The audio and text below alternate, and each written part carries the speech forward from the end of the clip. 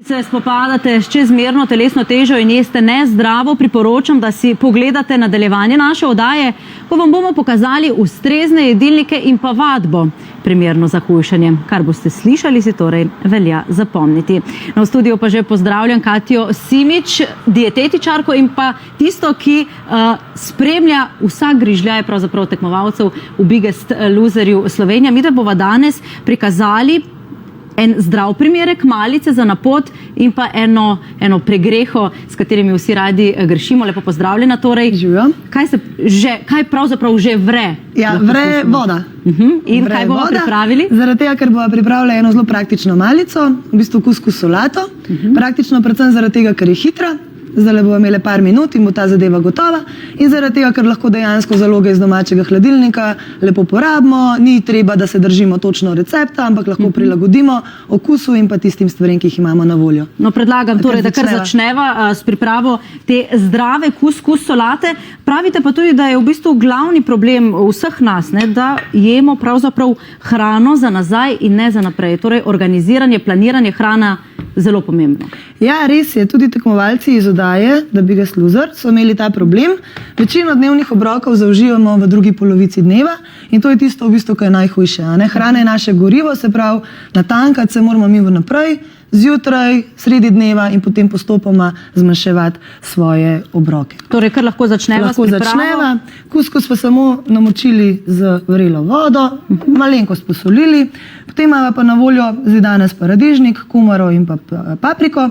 Te izbire so meni zelo všeč tudi zaradi tega, ker so zelo vodene, se pravi, da malo pazimo tudi na naš vnos tekočine in se samo lotva priprave, vse skupaj nareževa na koščke. To v bistvu ni edina variacija, odvisno od hranilne vrednosti, ki jo želimo zaužiti. Lahko dodamo tudi kaj drugega še, recimo sir? Ja, res je. Zdaj lahko bi dodali tudi recimo od zelenjave, samo bi lahko šle tudi na bučke ali podobno. Potem je pa odvisno od tega, bomo imeli to malico kot res malico, se pravi, da je njena kalorična vrednost nižja, ali jo bomo uporabili kot nadomestek kosila. V tem primeru pa bi lahko potem dali zraven še ali piščanca, tuno, skušo, sir, mocarelo, feto, pravzaprav karkoli po želji. No, imate pa tudi precej zanimivih nasvetov za nas, v bistvu, kako pojesti oziroma kako čim bolj zdravo jesti. Ene trike z vilico ste omenjali? Ja, res je.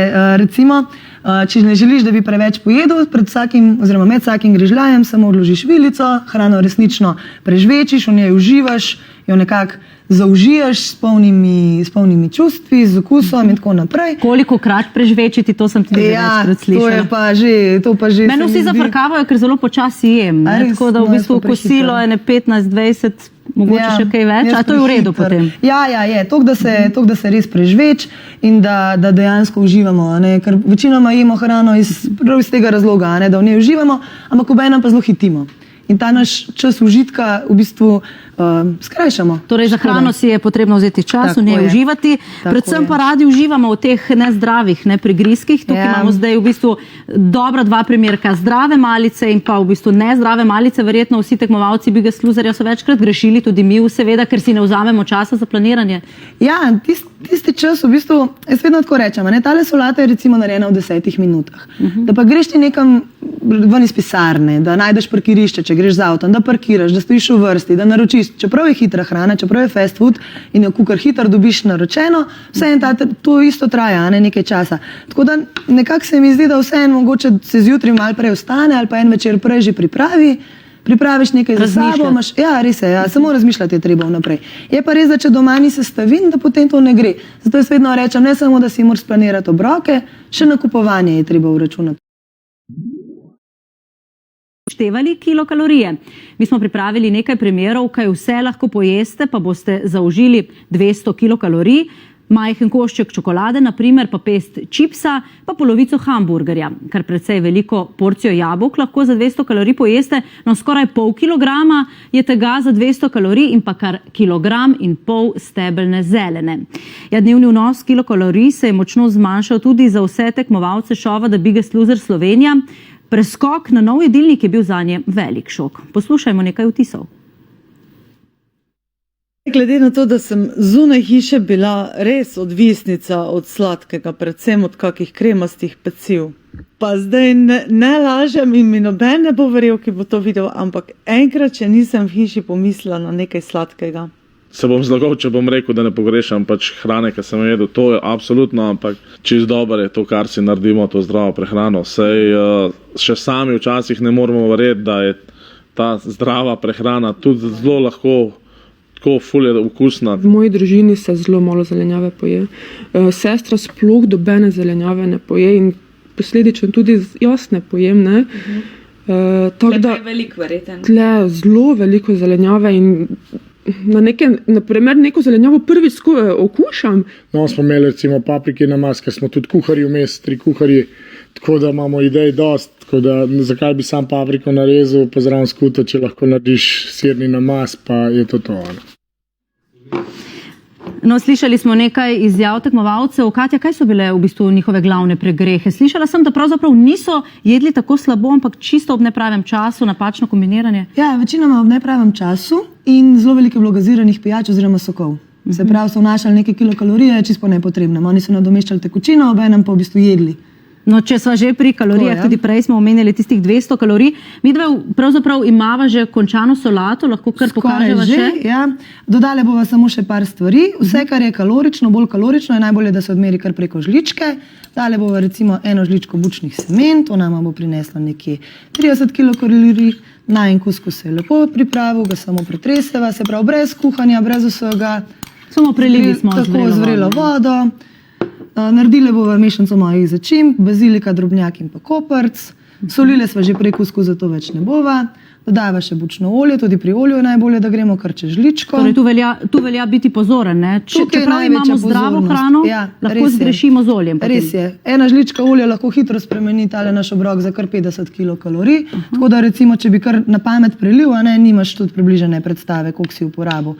In vse skupaj samo še zmešava. Kot rečeno, to potem lahko dodava zraven piščanca, ribo, sir, karkoli. Malo je treba paziti, edino, če imamo recimo poleti, ali pa da so bolj tople temperature, da ne damo lih nekaj, ki je potem lahko se pokvari v tem kratkem času, ampak načeloma v večini pisarn so na voljo tudi hladilniki, tako da se komot prinese. In tale najna solata ima zdaj nekje 300 kilokalorij. Zelo dobro diši.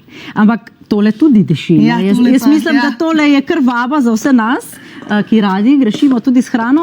Pa prej smo govorili o kalorijah, pa me zanima zdaj primerjava. Ne? To je v bistvu zdaj zdrava malica, ki ste jo naučili delati, se pravi vse tekmovalce, da bodo izgubili. Tako. Tu imava pa nezdrav nadomestek. Tukaj imava pa nekaj, kar so oni zelo radi jedli prej.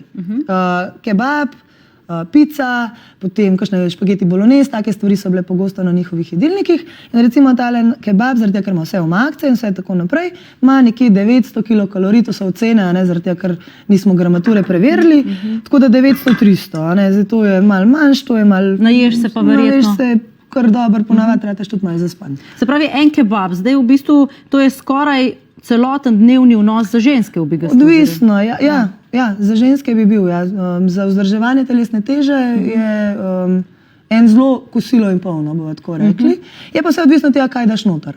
Zdaj, če bi izbral recimo brez omakic, s piščančjim, ne svinjski, je spet malo to varira vse skupaj. Tako da ne moramo reči črno na belem, ampak je treba pogledati, kaj je dodano. Tudi pri pici, zdaj, če je to pica z veliko salamami, mogoče s kislo smetano, načotom, s takimi stvarmi gor, je to nekaj čist drugega, kot če je na polnozrnatem testu z veliko zelenjave in tako naprej. Se pravi, ni problem pica kot taka, ampak izbire, ki so na njej.